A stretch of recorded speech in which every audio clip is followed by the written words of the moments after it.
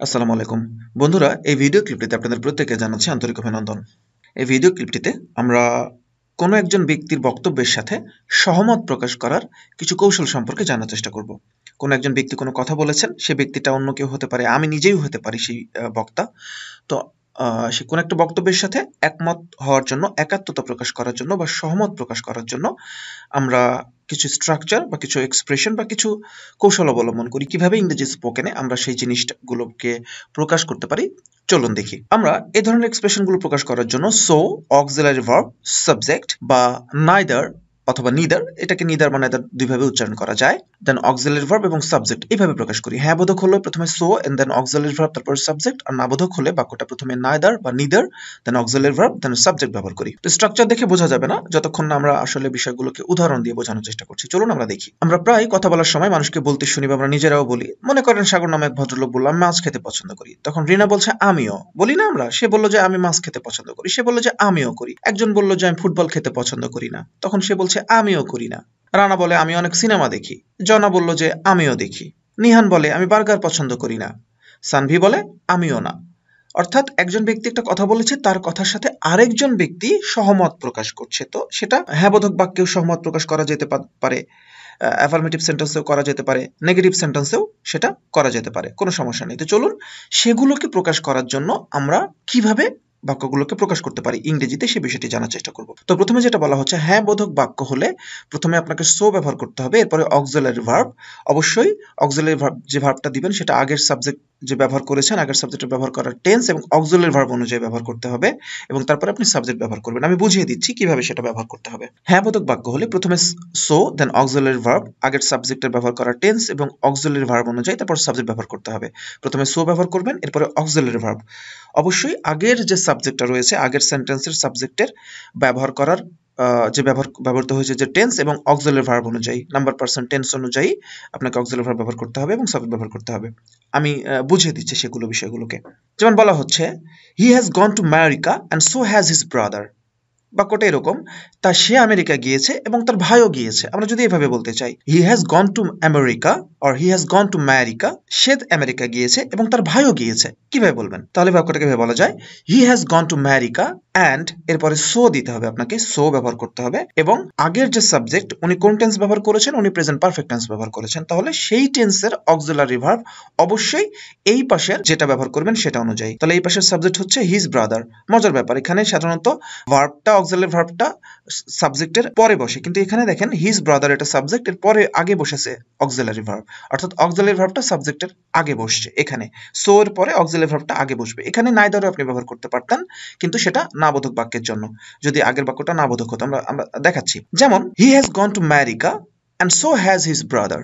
এইভাবে আমরা চাইলে বাক্যটাকে প্রকাশ করতে পারতাম। কিন্তু যদি বাক্যটা না বোধক হলে শুরুতে সো না বসে নাইদার বসবে। প্রথমে নাইদার বা নিদার বসবে, এরপর অক্সিলারি ভার্ব আগের সাবজেক্টে ব্যবহার করা টেন্স বা অক্সিলারি ভার্ব অনুযায়ী, এবং তারপরে subject.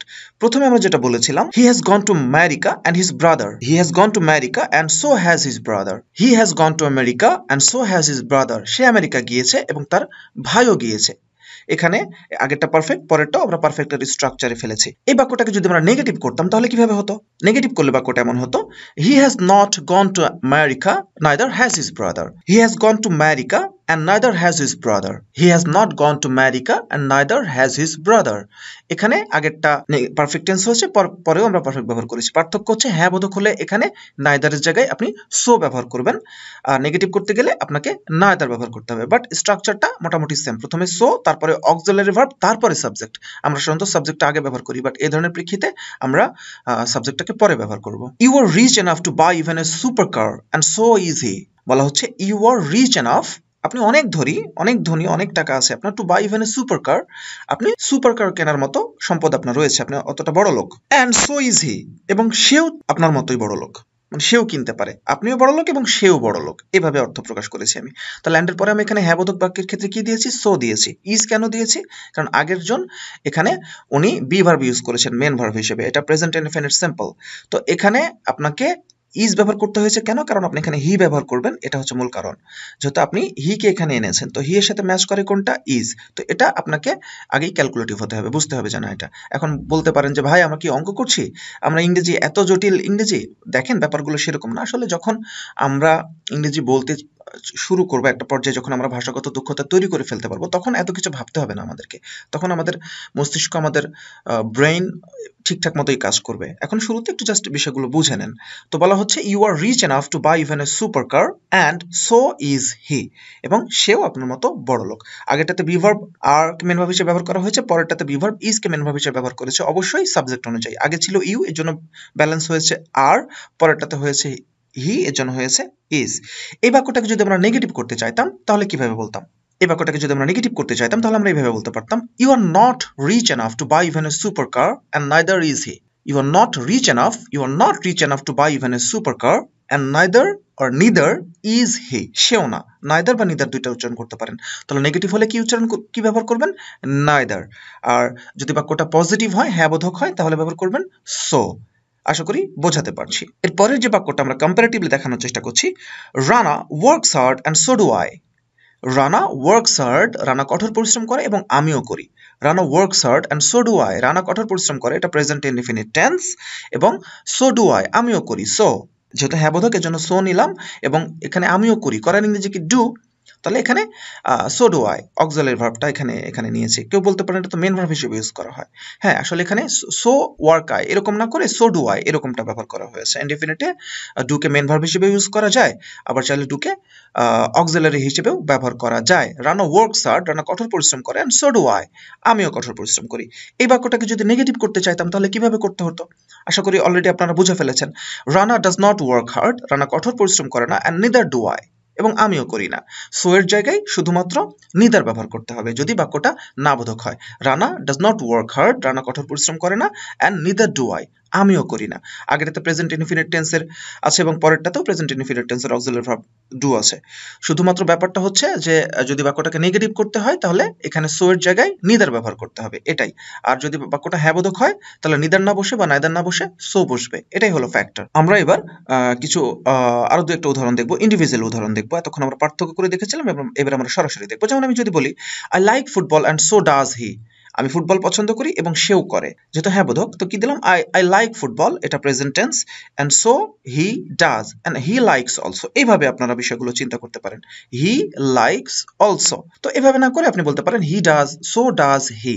I like football and so does he, প্রথমে সো নিবেন, এরপরে অক্সিলারি ভার্ব নিবেন। কার সাথে ব্যালেন্স করে? যে সাবজেক্ট যেটাকে ব্যবহার করবেন তার সাথে ব্যালেন্স করে, টেন্স অনুযায়ী অবশ্যই। তাহলে এখানে হি এটার সাথে ম্যাচ করে, প্রেজেন্ট ইনডিফিনিট টেন্সের ক্ষেত্রে কোনটা? ডাজ। তাহলে আই লাইক ফুটবল, আমি ফুটবল পছন্দ করি, অ্যান্ড সো হি ডাজ। এভাবে চিন্তা করতে পারতেন আপনি, কিন্তু এভাবে হবে না বাক্যটা। সো হবে প্রথমে, তারপরে অক্সিলারি ভার্ব হবে। সো হি ডাজ, এভাবে চিন্তা করতে পারেন বোঝার জন্য। আমি আবার বলছি, বোঝার জন্য, কিন্তু বলবেন না আপনি এভাবে। আপনি বলবেন বা লিখবেন এভাবে, I like football and so does he, এভাবে। এরপরে যে উদাহরণটা আমরা দেখতে পাচ্ছি, I do my exercise regularly and so does my brother. বলা হচ্ছে আমি এক্সারসাইজ করি রেগুলারলি এবং আমার ভাইও নিয়মিত করে। সো এরপরে ডাজ অক্সিলারি ভার্ব এবং মাই ব্রাদারের সাথে ডাজ ম্যাচ করে, এর জন্য থার্ড পারসন সিঙ্গুলার সাথে ডাজ ম্যাচ করে, এর জন্য এখানে ডাজ নিয়েছি। I do my exercise regularly and so does my brother. আর যদি ব্যাপারটা এমন হয় যে নেগেটিভ হচ্ছে, তাহলে কিভাবে আমরা বলতে পারতাম? যেমন আমরা যদি একটা নেগেটিভ বাক্যের উদাহরণ দেখি, যেমন you will not do the work. বলা হচ্ছে তুমি তো কাজটা করবে না বা করবা না, যেটাই বলি না কেন, you will not do the work, তুমি তো কাজটা করছো না বা করবে না, অ্যান্ড নিদার উইল হি বা নাইদার উইল হি, এবং সেও করবে না। প্রথমে নিদার বা নাইদার, তারপরে অক্সিলারি ভার্ব, অবশ্যই টেন্স সাবজেক্ট আর নাম্বার পার্সনের সাথে ব্যালেন্স করে, এবং তারপরে সাবজেক্ট ব্যবহার করতে হবে। তাহলে আমরা যে মূল বিষয়টা এখানে বোঝানোর চেষ্টা করেছি বন্ধুরা, সেটা হলো যে কোনো একটা কাজের সাথে আমরা সহমত পোষণ করতে চাই, একাত্মতা পোষণ করতে চাই, একমত হতে চাই, তখন আমাদেরকে যদি হ্যাঁ বোধক বাক্য হয় প্রথমে সো ব্যবহার করতে হবে, এরপরে অক্সিলারি ভার্ব, তারপরে সাবজেক্ট। কিন্তু বাক্যটা যদি না বোধক হয় প্রথমে আমাদেরকে নিদার ব্যবহার করতে হবে, নিদার বা নাইদার, তারপরে অক্সিলারি ভার্ব, তারপরে সাবজেক্ট। মূল ব্যাপারটা হলো এখানে সো এর ক্ষেত্রে, সো এবং নাইদারের বেলায় বাকিগুলো মোটামুটি ঠিক আছে, একই রকম। প্রথমে সো ব্যবহার করবেন হ্যাঁ বোধকের ক্ষেত্রে, আর না বোধক হলে সেখানে নাইদার ব্যবহার করবেন, বাকি যা আছে তাই। বন্ধুরা, আশা করি বুঝতে পেরেছেন। অসংখ্য ধন্যবাদ।